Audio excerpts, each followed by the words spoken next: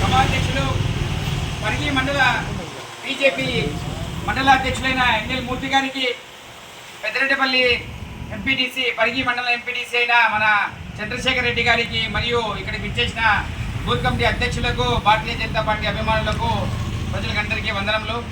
ఈరోజు డాక్టర్ శ్యామాప్రసాద్ ముఖర్జీ గారి జయంతి.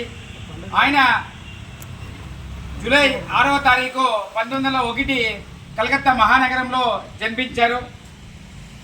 ఆయన తల్లిదండ్రులు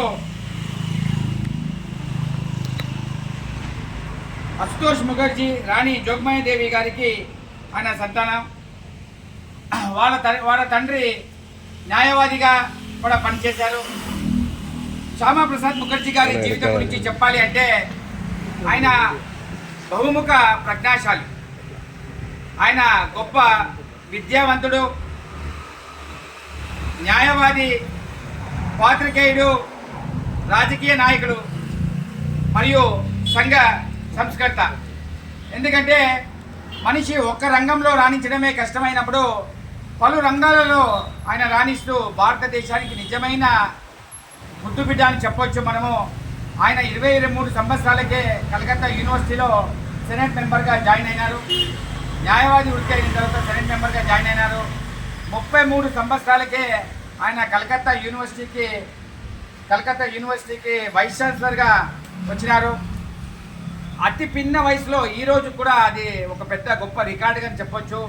33 సంవత్సరాలకే ఒక యూనివర్సిటీకి వైస్ ఛాన్సలర్గా నియమితులైనారు అంటే ఆయనలోని ఎంత ఒక తెలివితేటలు మనము గుర్తించవచ్చు.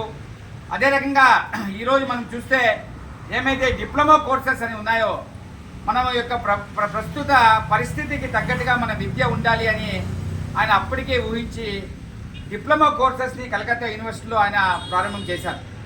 అదే రకంగా అగ్రికల్చర్, మనం ఏమైతే ఈరోజు మనం గ్రాడ్యుయేషన్ అంటున్నామో, అగ్రికల్చర్ కోర్సెస్ కూడా ప్రారంభం చేసిండేది, వ్యవసాయ కోర్సులు కూడా యూనివర్సిటీలో ప్రారంభం చేసిండేది డాక్టర్ శ్యామాప్రసాద్ ముఖర్జీ గారే.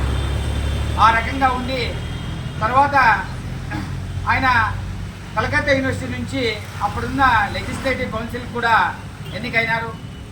బ్రిటిష్ వాళ్ళ యొక్క పద్ధతులను నచ్చకుండా ఆయన రాజీనామా చేసి స్వతంత్ర ఉద్యమంలో పాల్గొన్నారు.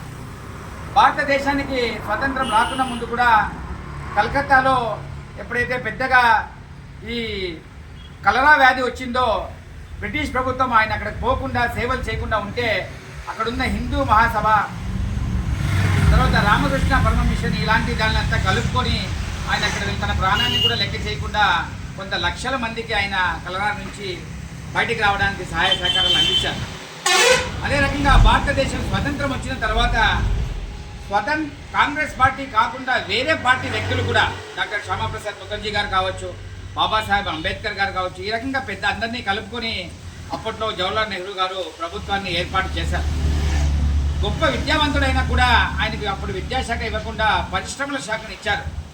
ఈరోజు మనం ఏమైతే కామర్స్ మినిస్ట్రీ అంటారో ఆ రకంగా ఇండస్ట్రీస్ మినిస్ట్రీ ఇచ్చారో, ఆయన అప్పట్లోనే ఫస్ట్ ఇండస్ట్రియల్ పాలసీ కూడా తీసుకుని వచ్చింది ఆ మహానుభావుడే. ఈరోజు మనం ఏమైతే హిందుస్థాన్ ఏరోనాటిక్స్ లిమిటెడ్ అని చెప్తున్నామో అటువంటి పరిశ్రమలు, రైల్వే యొక్క ఈ మనం ఏమైతే ఇది ఉంటుందో దాన్ని ప్రారంభం చేసింది కూడా శ్యామాప్రసాద్ ముఖర్జీ గారే.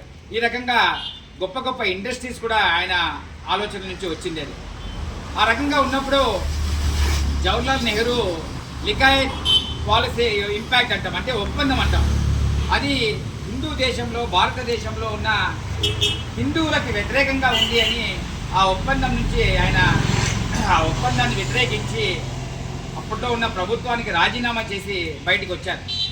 అదే రకంగా ఈరోజు కూడా మనం తలుచుకునేది శ్యామాప్రసాద్ ముఖర్జీ గారు అంటే కాశ్మీర్ విషయంలో ఏక్ దేశ్ మే దో సంవిధాన్, దో ప్రధాన్, దో విధాన్ నహీ చలేగా అన్నారు. అంటే ఒక్క దేశంలో 2 రాజ్యాంగాలు, 2 ప్రధానమంత్రులు, 2 జెండాలు ఉండకూడదు అని ఆయన ప్రగాఢంగా విశ్వసించారు.